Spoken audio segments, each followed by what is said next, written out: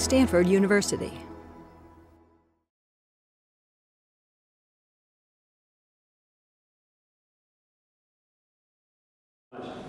Well, thanks for the opportunity to come and talk with you all today. The title of my talk is Design Driving Research, which really has two meanings. First of all, I'd like to talk about the design process and design thinking as a way of motivating research. And then quite literally, I want to talk about our research in driving and in the future of driving. So how I would like to use my time today, I would like to do the following things. Hopefully share with you some of my passion for vehicle dynamics. I can't think of any cooler topic. And hopefully by the time you walk out of this room, you'll have a similar feeling for that. I also want to tell you a story about a car. And this is a car that students built in my research lab, and has been the focus of a lot of the developments that we've made. And now the story leads into a nice discussion, I think, about the link between the scientific method and design thinking, how they're similar, how they may be slightly different. And so after that, I'd like to continue the story of the car by teaching you a little bit about tires. Yes, as Larry mentioned, we are into some of the hardcore research, and you're not going to get out of here without learning a little bit about the way tires behave. But the motivation for this is that if you learn that, then you'll understand more about cars sliding sideways, and you'll enjoy the video that much more.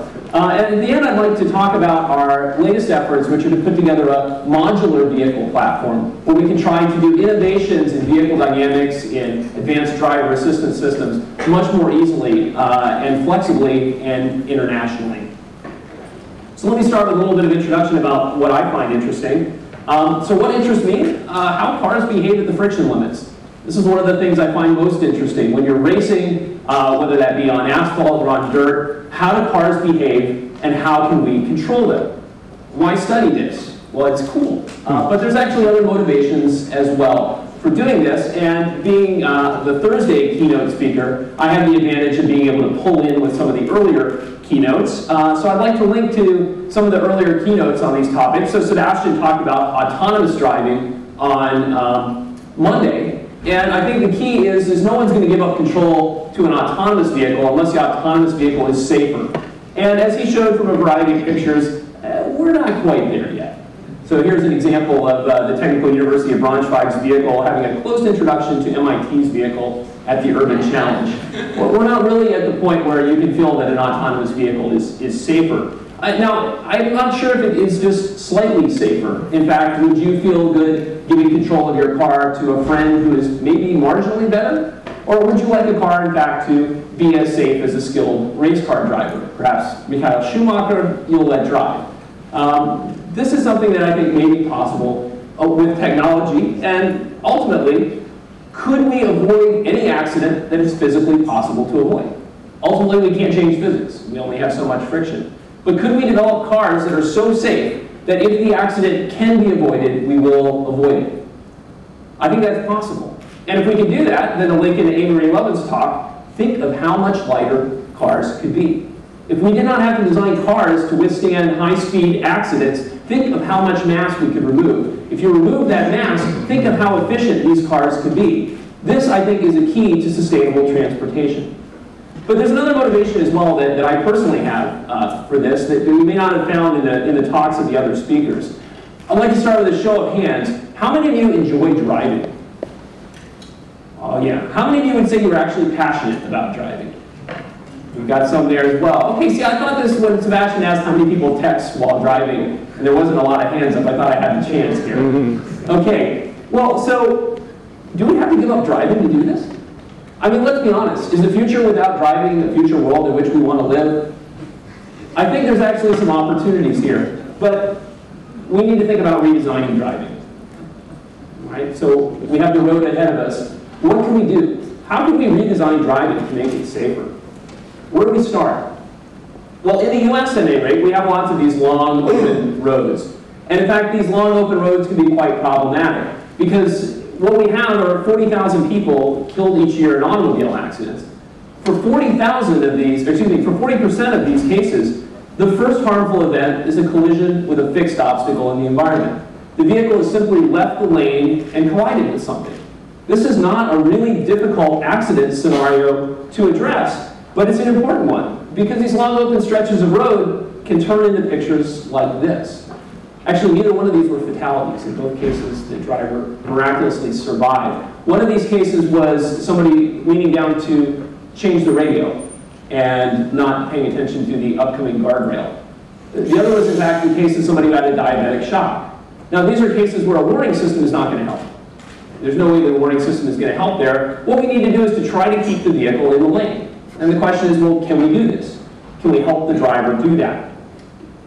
Well, what is our problem? Well, to be quite simple, what do we want? We want the vehicle to be in the center of the lane and pointing in the right direction. The challenge is that cars left to their own devices don't naturally do this. In fact, we crown roads so that the water rolls off and doesn't pool in the middle, and as a result, the car will tend to go to one direction or the other. If you take your hands off the wheel, it will not center itself in the lane. But in fact, we could do this. We can redefine driving in the sense of this sort of driving in a valley. So I've illustrated here a lane-keeping potential. Those of you familiar with potential fields will see that, in fact, that's precisely what we're doing. We're creating a boundary where the car should be and creating a penalty as it goes outside of that area.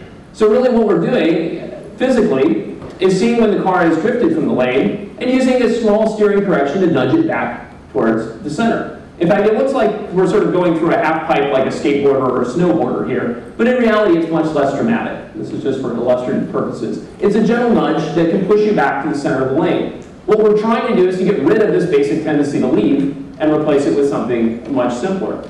So what we've done is we've redefined the dynamics of driving, but the driver is still in control. If the driver is driving about the center of the lane, the system does nothing. As they veer, it begins to gently bring the driver back towards the middle. Now, one thing that's nice about this is that you can bound this motion. So if you go back to high school physics and think about the fact that you've got a marble rolling in a valley, you can bound the energy and therefore figure out how far you can move from the center of the lane. So we can come up with a guarantee. If you'd like to guarantee that your car will not leave the lane, we can develop that sort of a guarantee on this sort of system. Now, obviously, the question is, well, could it be possibly something that you'd like to drive with? Is this a reasonable scenario for people? Well, to address this question, I'd like to go back to 1938, where in fact there actually are some discussion of this from the American Journal of Psychology. So this was a paper by Gibson and Crooks, and I really love this illustration here. What they were thinking about is, as you can see, a very similar picture, the idea that you have a field of safe travel. So in fact, the other cars, the other obstacles, the lane in your environment produce psychological forces on the driver. The driver translates these into a field of safe travel. So this work grew out of a lot of the fascination in the 1930s from Kurt Levine and others with field theory and psychology. And so the idea was that everything has a valence or a charge that could attract or repel you. There's a great example here about a hot dog wagon, where it points out that the hot dog wagon has a positive valence with respect to appetite. It draws you towards it when you're hungry, but a negative valence with respect to locomotion. You don't want to run into it. So the same object can have different psychological forces on you. And this is in fact the case with you currently because, of course, lunch has that strong positive valence, and I'm going to do my best to keep this interesting to avoid that sort of flow across the field. So at any rate, there is some hope for this. There's some hope that if we design this sort of system, that it could be compatible with humans, and in fact a fairly old idea that this form of driving could be useful. So there's one other slight aspect of our controller which is really important, which is that we don't look down, but we look ahead. And this is a key aspect. In fact, you can prove mathematically that if you look down and look straight down, you cannot control the vehicle. You're unstable. I actually learned this well before I knew anything about math and proving these things. I had a friend with a very old car where I grew up in North Carolina, and in fact he had holes rusted in the floor and a broken defroster. So one night he attempted to drive out of the parking lot by looking down to find the parking lot stripes. It was empirical evidence that this is an unstable process. So in fact, what we do is we look ahead on the road, and this has an additional advantage. As I've illustrated here, you can see that the car is currently to the left of the road center line, which would make you think that you want to steer right. So if we're thinking about where am I relative to the lane, I would want to steer right. But if I get here because my rear tire has lost friction and I'm spinning, I want to counter steer. I in fact want to turn to the left. Well, if I look ahead, that's in fact what the projected arrow will tell me. It's that, okay, I actually want to turn left because if I look ahead of me, I see I'm pointed not on the left side of the lane, but on the right side of the lane. So if you work this out, although Larry mentioned the sort of hardcore analysis, I've left it all out of this talk. But if you go through pages of mathematics and 2 PhD theses, you can in fact prove that the car will not spin, and you can guarantee how far you'll leave the lane. What may be more exciting is to watch it in action.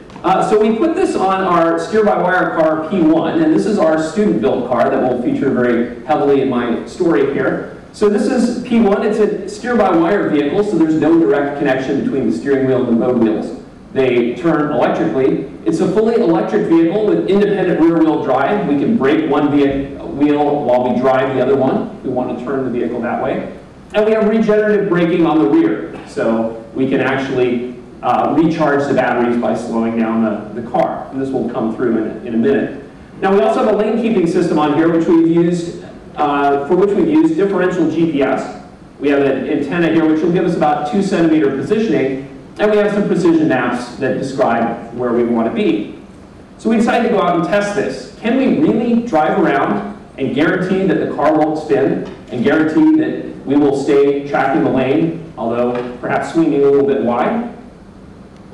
All right, so this is a case where we went out to a parking lot, and this was our first attempt at trying to see, can we slide the car and stay tracking? Success. All right, we were pretty happy about that.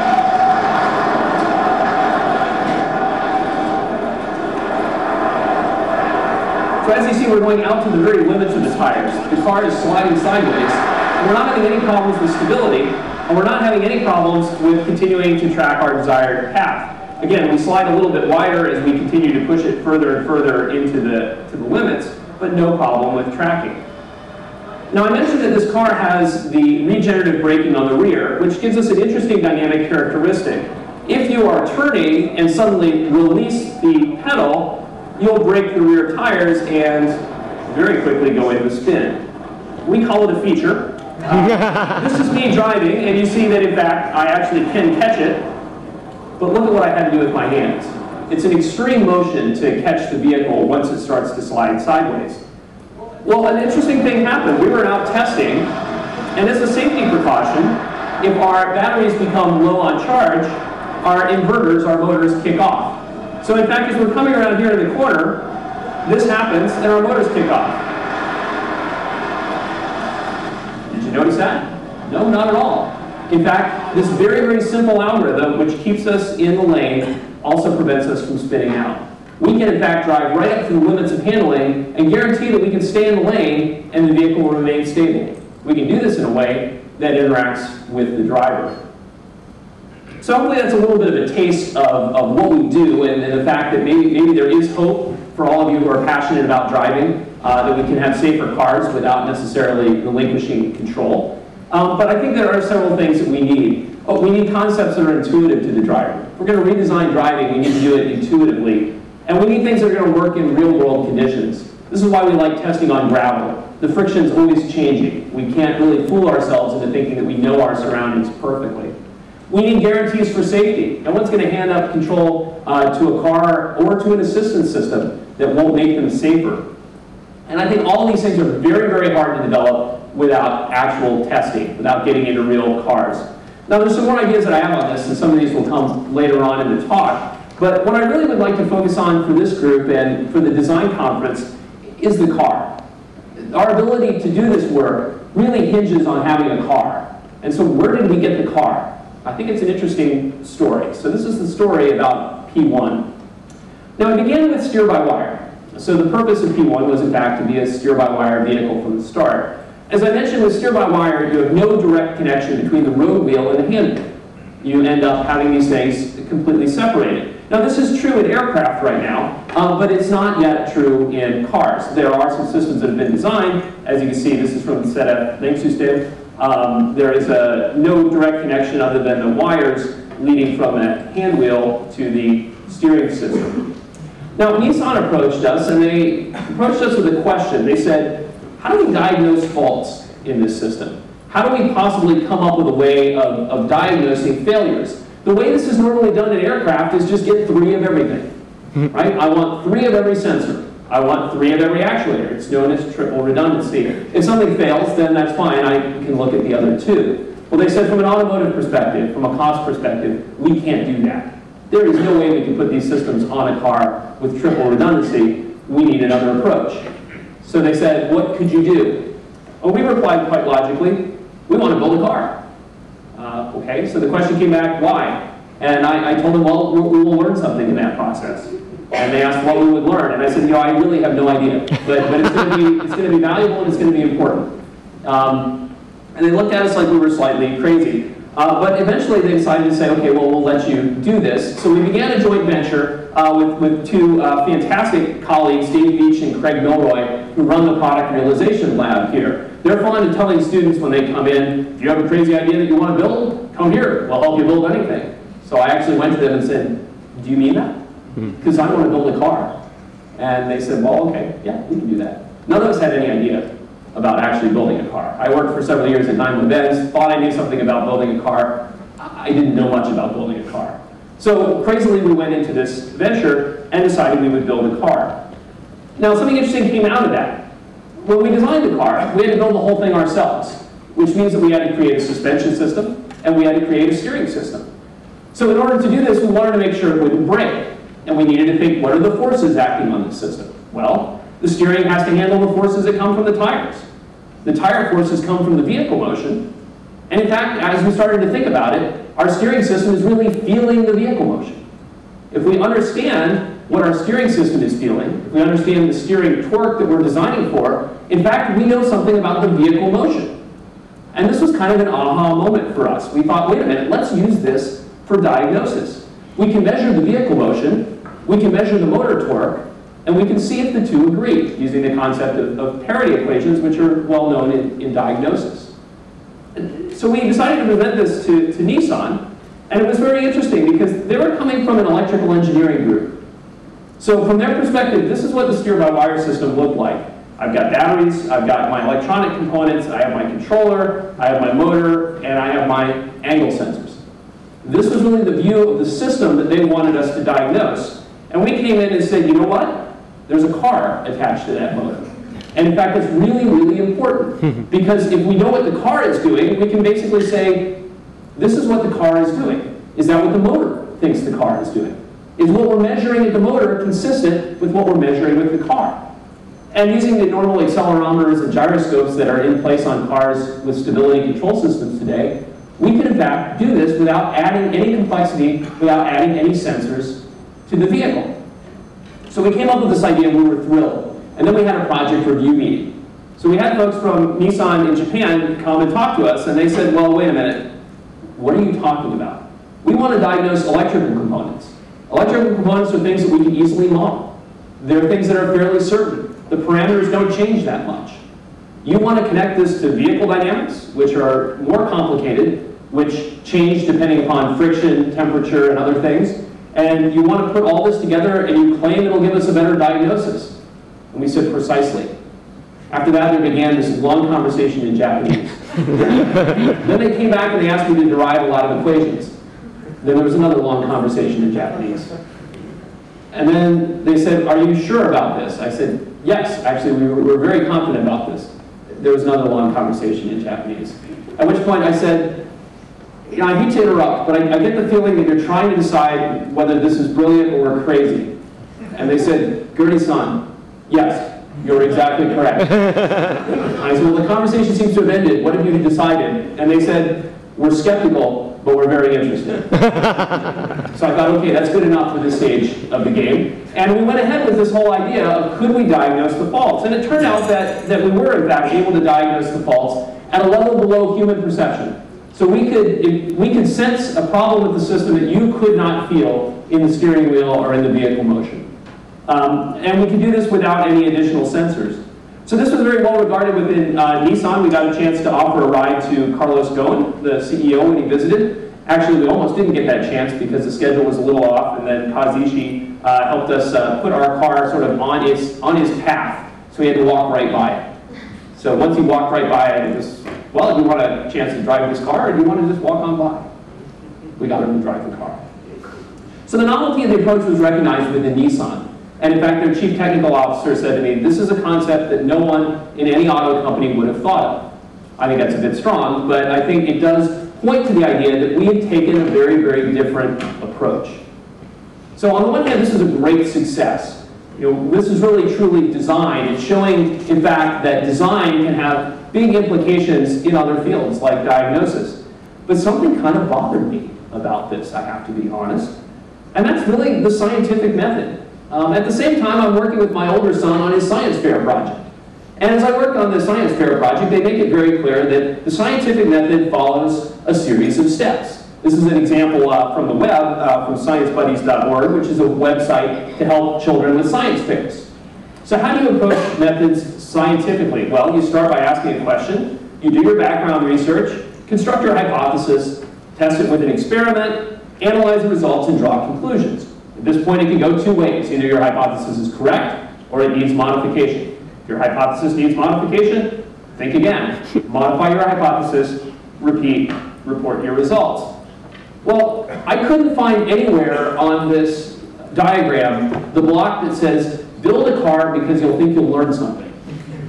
And so I began to feel a little badly about that because really I'm not used to presenting in design context. Normally we present papers with many, many equations and we're supposed to be good at following the scientific method. So did we just abandon this? Did we throw it out the window?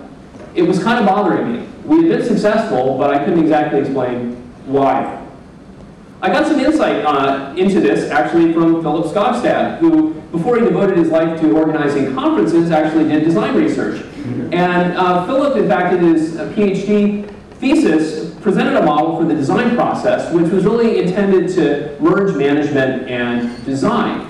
And so the idea here is that there are three central tasks. There's the planning, the execution, and the synthesis process that we go through in any sort of design process. It begins with a wish and hopefully ends with a solution. Meanwhile, there are a variety of feedback loops. Maybe you don't do something right and you have to rework it. Maybe, in fact, you discover when you're analyzing that it's not quite right, so you revise. And maybe you get some insight which allows you to go back to the beginning and replan.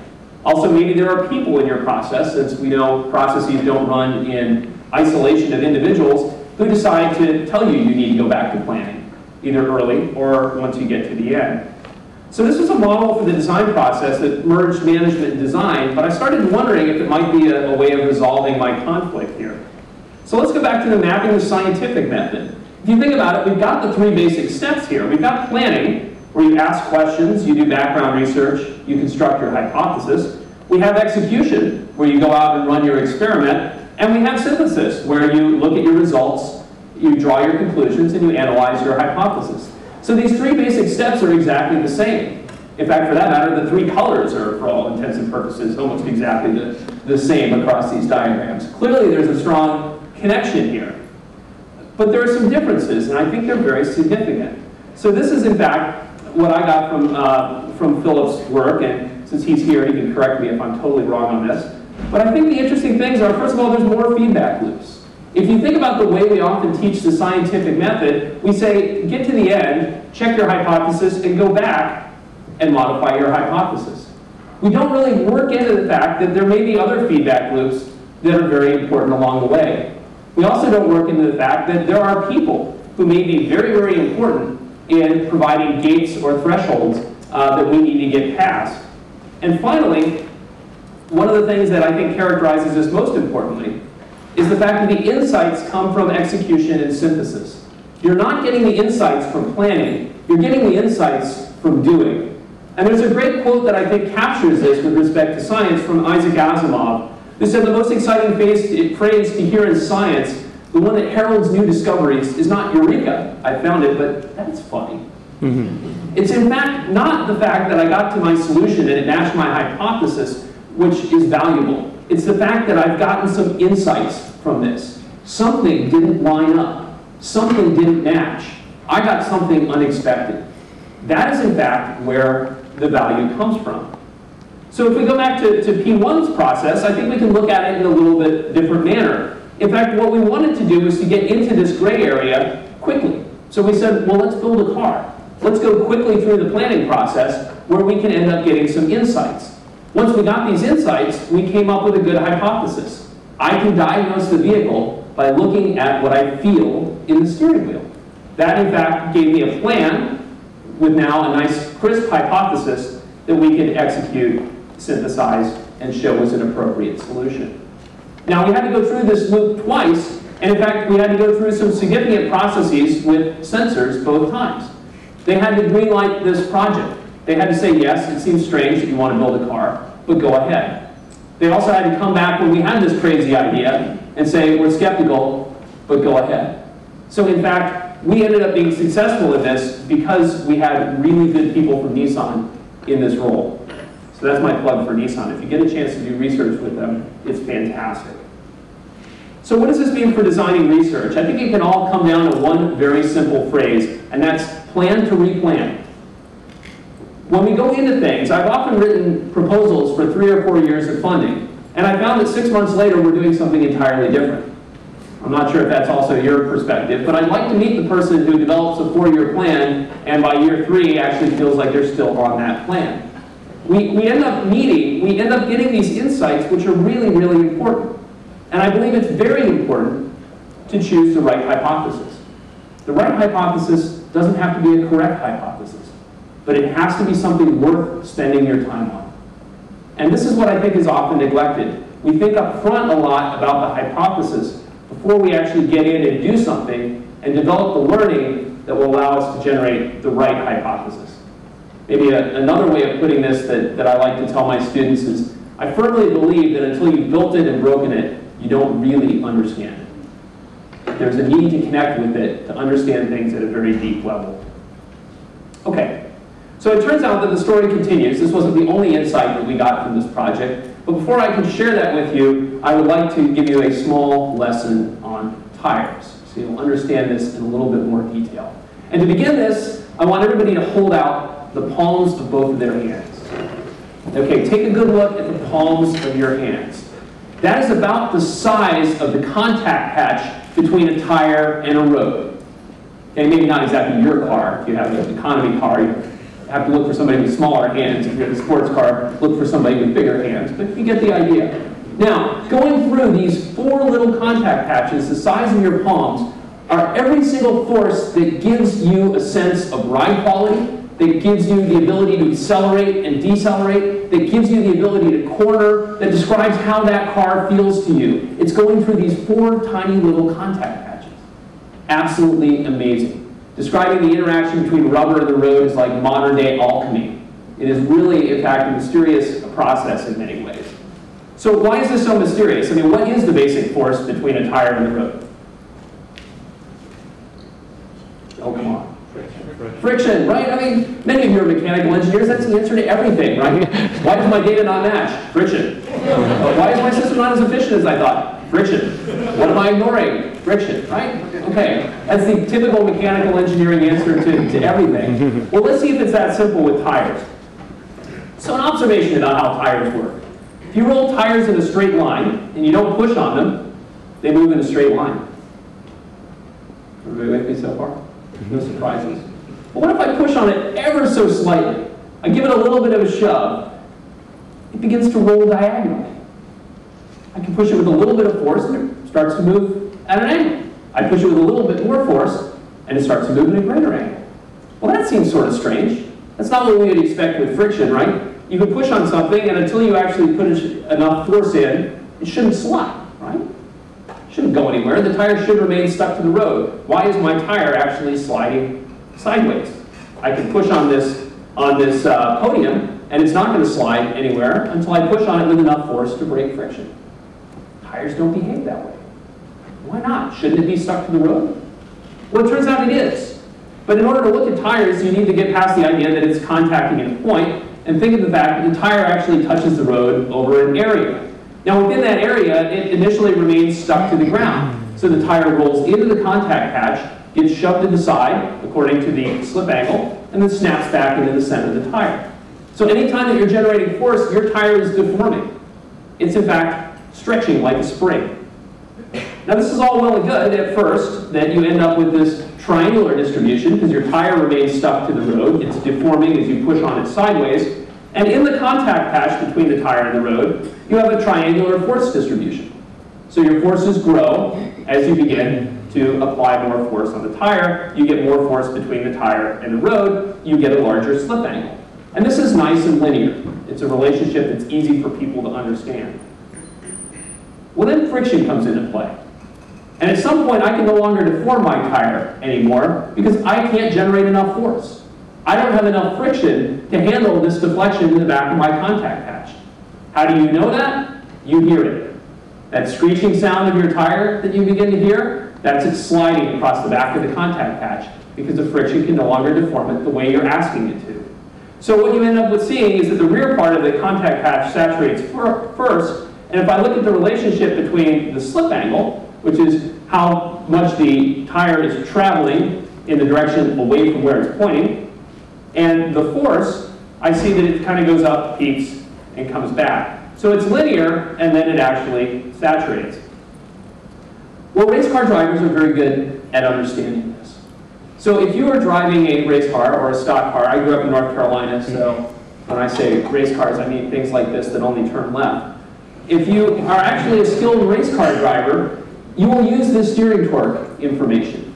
You will, in fact, sense what the tires are doing and how close you are to the limits by using your steering wheel. And then you'll adjust your motion so that you're always within the capabilities of your tires. What exactly are you feeling? Well, here's a picture of what happens. So in fact, this is the friction limit that I tend to get between a tire and the road. It has roughly a parabolic shape because when you take something that's round and you squish it into something that's flat, the pressure is higher in the middle and lower on the two ends. So we have this sort of ability to generate force by friction, and then we have this demand for force that we're getting as our tire deforms. And as you see, we get this roughly triangular shape, and the resulting force acts behind the contact patch. What this does is it tends to steer you out of the turn. Now you've all felt this.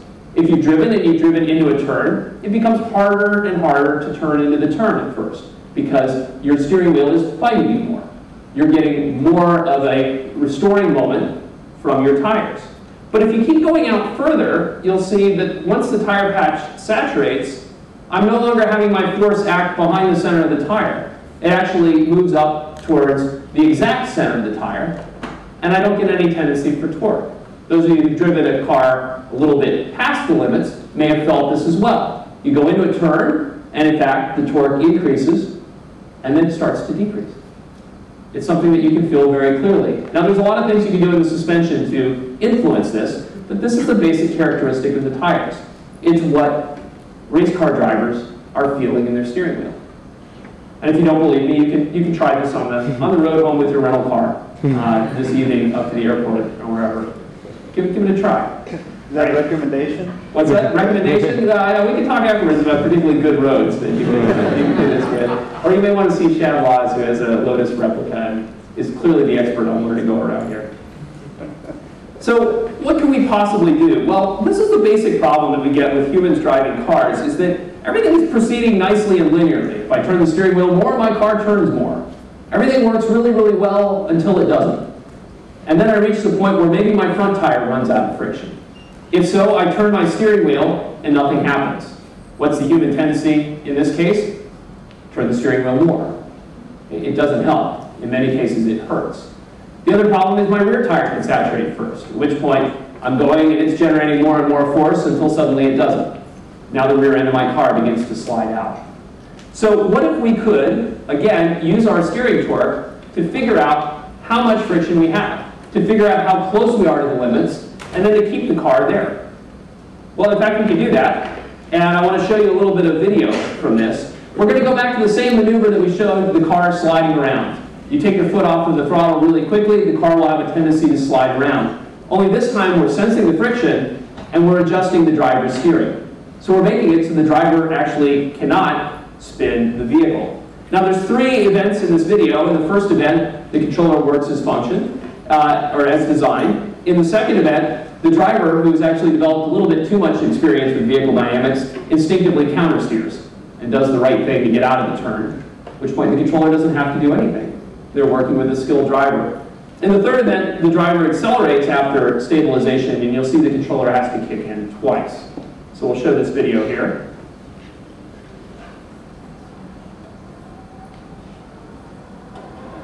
Okay, so the car comes up to speed, goes into the first turn, and we drop the throttle.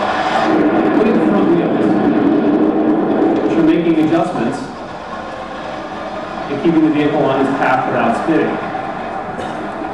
Comes around again, and this time Judy countersteered, so realizing that it's not all that successful, she calls for another test.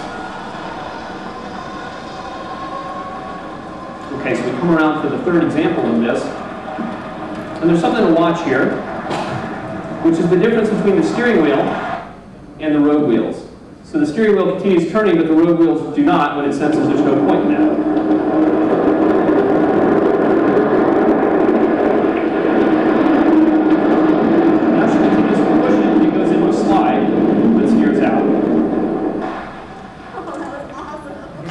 That's the usual sense that we get when things work in experiment. So looking at it from above, this is exactly what happened on the first drop throttle event. You can see the trajectory of the vehicle remains very much the same because we're able to keep the car pretty much within the limits of handling.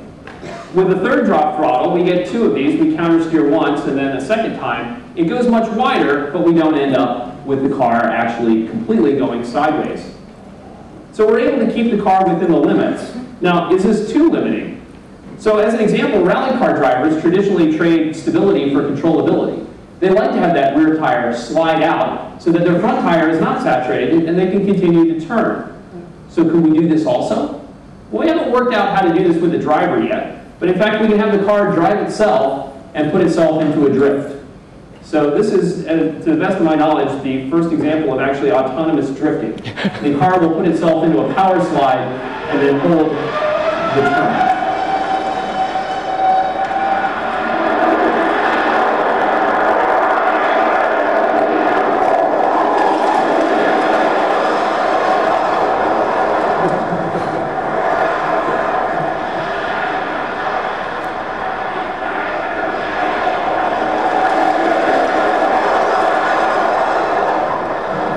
It's a hard thing to film. You never quite tell where it is, but you can see by the amount of dust that we're kicking up relative to the other experiments, it's a much more extreme maneuver. So just a couple of thoughts to close with. How do we make this easier? I think it's really valuable to be able to go out and test with a vehicle, but there's a huge barrier to entry, which is that you need a vehicle. And as we've discovered, when you try to make something more car-like, it gets exponentially harder. We don't have body panels, we don't have rich Corinthian leather in our cars. When you try to make it more car-like, it gets harder. So could we make a modular vehicle platform? And we tried a number of concepts with this. We worked with wood, we worked with CAD, we thought about how to do this, and eventually came up with a CAD concept. This isn't quite the finished product. There's a few things missing, like how do you actually get into the car? But we did decide to have a center tunnel where we could fit a lot of batteries. This was designed to be an electric vehicle, with front and rear cages that could disconnect. So you can actually have a modular suspension that then connects to frame rails. It only requires connecting three things: power, brake lines, and a data bus to carry all the communications back and forth. How are we able to get the communications? Well, we actually have a collaboration with Professor Marcus Maurer at the Technical University of Braunschweig, who was looking at the sort of analog to our mechanical modularity in electronics modularity. So we developed a system where we've got sort of a front brain, a rear brain, and a center brain for the computer, and it all uses FlexRay, the next generation automotive networking system. So we're able to kind of design modules which are self-contained and then plug it in. So a student can get this experience without having to design a whole car. And there it is. It works. With any luck, you will actually find it and P1 waiting outside for you at the end of the talk. So what does the future look like? Well, one of the things that we're thinking about and talking about is kind of joining the open source movement here. What if we shared all of our module designs, software, algorithms, data, ideas, so that anybody who wanted to could take these components and use it to design a car? And can we link students internationally? We've worked with Braunschweig. We've worked in the past with Seoul National University and Tsinghua University, where I just had some discussions last week with Chalmers about finding partners who have an interest in having their own test vehicles. Can we share the development, share the design, and have a common platform? Now, as I learned, I got a few new ideas from the platform design and modularity session on Monday. It's not an easy task. Everybody has their own needs. But I think it's really an important thing to do to reduce the barriers to generating new ideas. So what do I hope you've taken away from this? I think there is a future for drivers. So those of you who like to drive, I think you may have the opportunity to do that in the future. And I think it's a great design challenge. It's a fascinating design challenge. How do we design the interface between a human and a car to allow them to operate safely as a pair at the limits of handling? This is a great, great problem. Now, trying out these ideas, I think, requires real hardware. You're not going to be able to come up with that concept without getting a lot of experience. And it's a great experience for students to build it, but we'd like to make it a little bit easier for other people to do that as well. Finally, I think the last thing, if I can get you to think about a little bit, is it's the whole idea of planning to replan. This idea that we can be very methodical in the scientific method and applying that to research, but we probably can't do it the first time through. So if we go in intentionally thinking about planning and replanning, I think we may end up with actually more insightful research and getting the right hypothesis. So with that, I'd like to conclude, except to leave up the most important slide, which is to show that it's me talking, but it's a lot of people doing the work. So with that, let me acknowledge the work of many, many graduate students, some fantastic sponsors that we've had, and thank you all for your attention this afternoon.